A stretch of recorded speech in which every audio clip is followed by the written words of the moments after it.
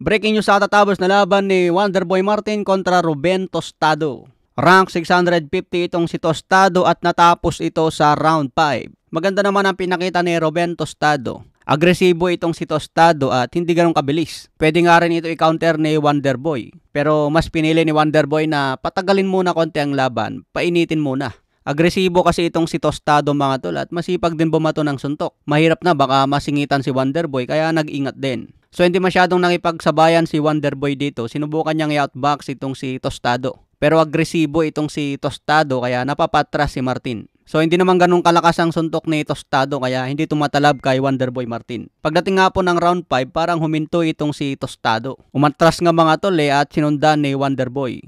Kaso sa sobrang lakas ng banat ni Wonderboy na nadapa ito. Tawas ang patama niya at nadapa ito. Nagpatuloy nga ang laban mga tol at dito na knockdown si Tostado sa round 5. Hindi na nakarecover si Tostado at napilay ata, tinuturo ang paa. Kaya nakuha na rito ni Wonderboy ang panalo via TKO sa round 5. Isang magandang panalo ito kay Wonderboy para tuloy-tuloy ang pag-angat sa ranking. Number 2 na si Wonderboy ngayon kay Naoya Inoue. Inaantay na lang na magbakante ng belt si The Monster Inoue. Kaya congratulations sa matinding panalo ni Wonderboy Martin. Habang nanonood ako ng live kanina mga tol, ang daming nambabash kay Wonderboy Martin. Rank 650 plus na nga raw yung kalaban niya, nahirapan pa dito kay Tostado. Yan ang madalas nababasa sa comment section mga tol. Pero nahirapan nga ba si Wonderboy Martin? Sa tingin ko hindi naman siya yung talagang hirap kay Tostado. Nagkaroon lang siguro ng adjustment si Wonderboy Martin kaya hindi niya agad mapulbos si Tostado. Kung counter puncher sana ang galawan ni Wonderboy at may lakas ng kamao, madali lang niya itong tapusin si Tostado. Pero ang naging galawan ni Wonderboy kanina, hindi siya naging counter puncher.